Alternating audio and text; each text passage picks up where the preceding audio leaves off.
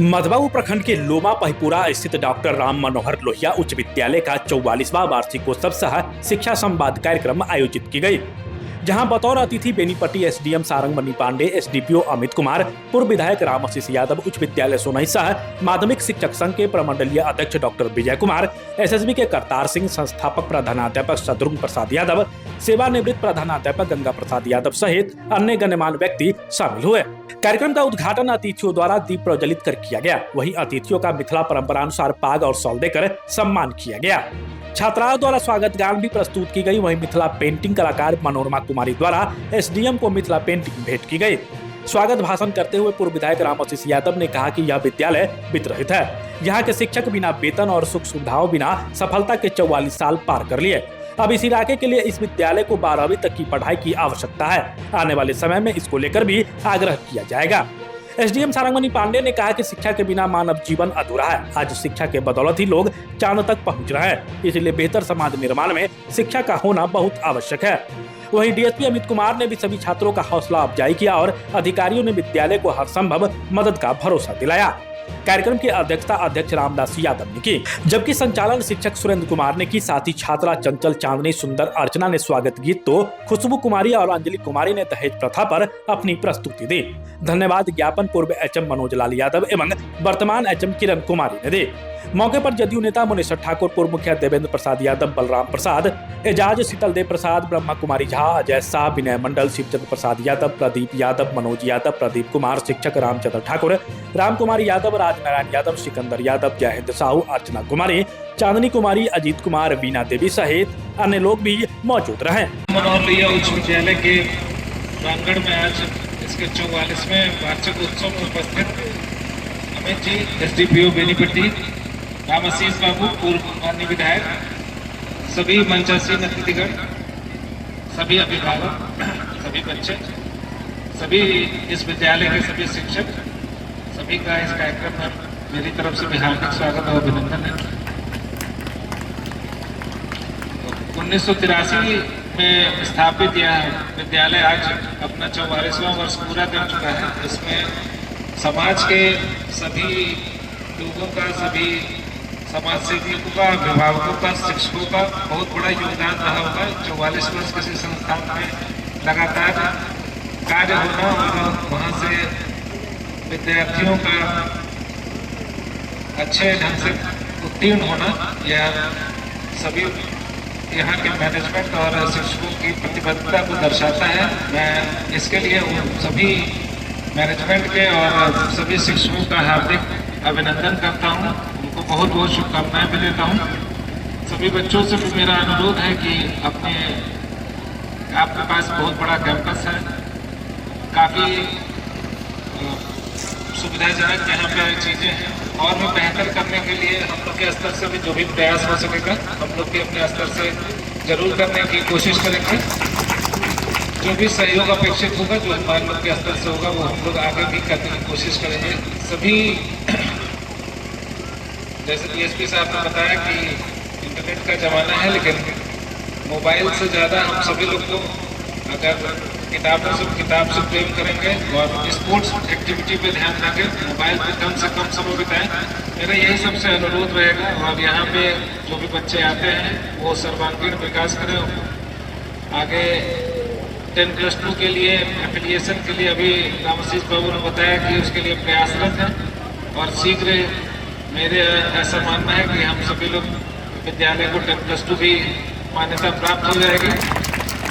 तो इसके लिए मैं पुनः शुभकामना देता हूँ और सभी बच्चों को उनके उज्जवल भविष्य के लिए हार्दिक शुभकामनाएं देता हूँ। बहुत बहुत धन्यवाद। लोहिया उच्च विद्यालय लोमा है, उसका 44वां वर्ष महोत्सव है, और उसके लिए हम लोग को जो इनवाइट किया गया है, इसके लिए हम लोग धन्यवाद के पात्र हैं कि आपने हम लोग को इनवाइट किया। साथ में जो मंचासीन हमारे पूर्व एमएलए साहब, हमारा एसडीओ बेनीपट्टी साहब, विजय जी, हमारे कमांडर एसएसबी के, हमारे अन्य जो शिक्षाविद हैं इस स्कूल के, यहाँ के जनप्रतिनिधि, इस स्कूल के बच्चे और बाकी सभी पत्रकार बंधु, अभी यहाँ आकर के पता चला कि जो ये स्कूल है एफिलिएटेड है और टीचर्स को उतनों सालों तक जैसे तैसे करके काम चला करके बच्चों को पढ़ाया, तो ये अपने आप में काबिल तारीफ है। हम उस टीचर को सैल्यूट करते हैं कि जिन्होंने इतना दिनों तक अपने आप पे कंट्रोल करके अपना मोनेटाइज जो मतलब चीज़ों अपने करियर को ध्यान में न रखते हुए बच्चों पे ध्यान रखा। उम्मीद में ये रहा कि बच्चों का करियर अच्छा हो जाए, तो इसके लिए उनके लिए एक बार जोरदार ताली आप लोग बजा दीजिए। साथ में आजकल एजुकेशन और मॉडर्न जो हमारा टेक्निकल वर्ल्ड हो गया है, तो इसमें हम लोग घर पे रह करके भी आजकल देख रहे हैं कि कोई यूपीएससी का एग्जाम निकाला, बीपीएससी का एग्जाम निकाला, कोई साइंटिस्ट बन रहा है, ये सारी चीज़ें हो रही है। नीट का एग्जाम निकाल रहा है वो बिकॉज ऑफ हम लोग जो इंटरनेट के माध्यम से, जो मोबाइल के माध्यम से आजकल स्टडी हो रहा है। लेकिन एडमिशन के लिए इस दूर दराज एरिया में बच्चों के एडमिशन के लिए स्कूल अभी तो हम समझ रहे हैं कि इजीली अवेलेबल है सभी जगह, लेकिन हम उस समय का सोचते हैं जिस समय इसकी स्थापना हुई थी 1983 की बात कर रहे हैं, तो 83 में हमको नहीं लगता कि इसके आसपास में कोई स्कूल भी उस समय रहा होगा। तो बहुत बड़ी बात है और अभी तक चल रही है। तो आप लोग जो भी इसमें लगे हुए थे, जो इसमें सहयोग किए, उन लोग बहुत ही समाज के लिए किए।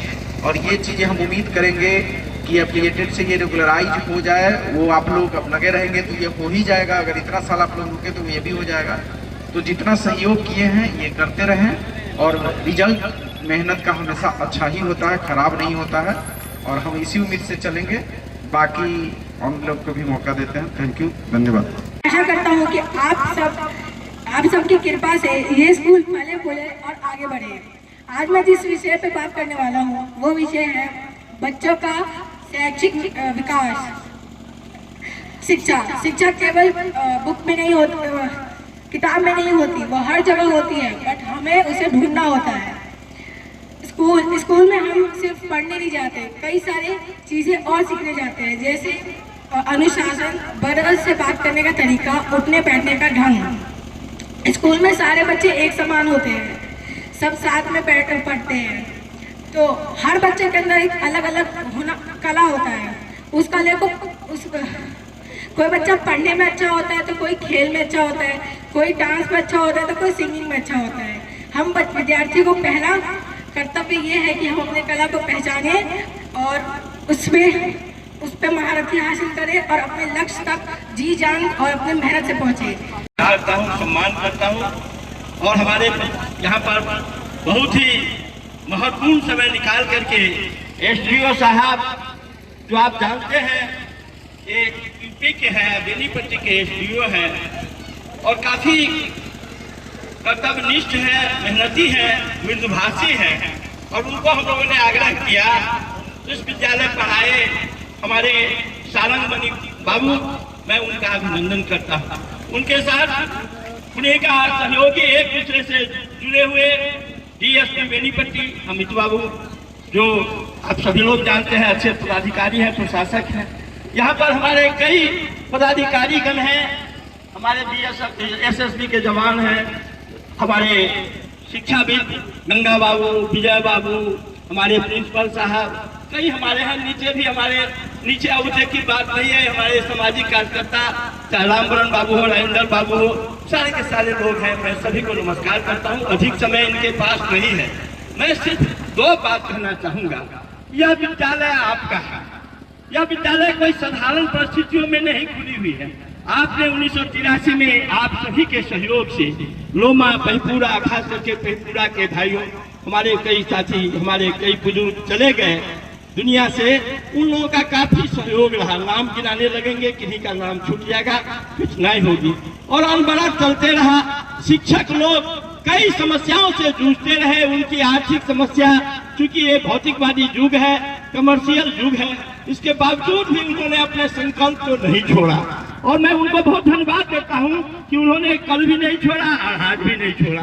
अब जो व्यवस्था हो गई है पढ़ाई लिखाई की, पहले हाई स्कूल 11वीं तक थी, फिर 10वीं कर दिया गया, सरकार की पॉलिसियां बदलती रहती है, और 12वीं तक हाई स्कूल को कर दिया गया है। और सभी हाई स्कूल को, जितने भी सरकारी हाई स्कूल है, विजय बाबू बैठे हुए हैं, या एसडीओ साहब को भी पता है, डीएसपी साहब को भी पता है, लेकिन दुर्भाग्यवश हमारा हाई स्कूल 12वीं नहीं हो सका था। तो इसके लिए हम लोग काफी जितोड़ प्रयास के मधुबनी के डीएम साहब से भी हम लोगों ने आग्रह किया, वो कहा हम ऐसे करके करेंगे, उन्होंने भी प्रयास में किया है। एसडीओ साहब से भी हम आग्रह करेंगे कि ये हम लोगों को लगे रहे, ताकि 12वीं तक हो जाएगा। तो 12वीं के बाद करने के बाद लड़का हो या लड़कियां, खास करके लड़कियों को कोई इंजीनियरिंग में जाना चाहिए, मेडिकल में जाना चाहती हो या कोई और नौकरी में, तो उसके लिए स्कोप है, उसके लिए वही रास्ता है। तो मैं अच्छा से अच्छा या अच्छी पढ़ाई हो, इसके लिए भी इस बार हम लोग कमर कसे हुए, लेकिन बिना आप लोगों के सहयोग से नहीं होगा। क्योंकि ये व्यक्तिगत स्कूल नहीं है, ये हो सकता है मेरा जमीन है, मैं सब कुछ क्या हूँ, लेकिन व्यक्तिगत ही नहीं हो सकता, कोई पर्टिकुलर नहीं, ये सामाजिक है। ये नाम है डॉक्टर राम मनोहर लोहिया। आप जान लें कि डॉक्टर राम मनोहर लोहिया एक आदर्श थे, एक विचारक थे, एक परिवर्तनकारी थे और बड़ा ही ओजस्वी व्यक्ति थे, विद्वान थे। उनके नाम पर ये डॉक्टर राम मनोहर लोहिया उच्च विद्यालय नाम रखा गया। और कई तरह के वो उनके नाम का जो विद्यालय है, तो उसी का तरह अनुकरण होना चाहिए। उसमें आप सभी भाइयों का, सभी बहनों का, खास करके अभिभावक लोगों का उसमें काफी सहयोग चाहिए। बच्ची का एडमिशन कराने में, उसको पढ़ाने लिखाने में नियमित रूप से। अभी जयनगर से सीबीएसई के आए हुए हैं हमारे, और इनके जो हेड थे वो अभी केरला चले गए हैं, क्योंकि उनके घर में कोई घटना घट गई, तो उन्हीं का सामान है। काफी समझदार है वो लोग। हमको बोले कि हम आपके विद्यालय में देंगे टीचर। वो आए हुए थे आज से 1 महीना पहले, घूम घाम करके गए और कहा कि हम देंगे अच्छे टीचर, इंग्लिश का टीचर, फिजिक्स का टीचर। इसी तरह का उनके मन में था है, और वो भेजे भी है एक लड़का को, एक लड़की को, नाम तो हम नहीं ले पा रहे हैं। तो कई है यहाँ पर विद्वान लोग बैठे हुए हैं, मैं अधिक नहीं बोलना चाहूंगा। जाना है एसडीओ साहब, डीएसपी साहब को, प्रशासनिक पदाधिकारी है, जानते ही है कि अनुमंडल के मालिक है। और अनुमंडल में अभी कई तरह का, अभी हम कल सुन रहे थे, छठी होता है और क्या क्या सब कार्यक्रम चलते रहता है। जवाबदेह व्यक्ति है, मैं समय इनका अधिक नहीं लूंगा, लेकिन हम लोग कार्यक्रम को चलाते रहेंगे, क्योंकि बोलने वाले बहुत सारे वक्ता हैं। आप हमारे मधुबनी न्यूज को फेसबुक पे देख रहे हैं तो पेज को लाइक करें, यूट्यूब से देख रहे हैं तो हमारे चैनल को सब्सक्राइब करें और बेल आइकन को दबाना ना भूलें।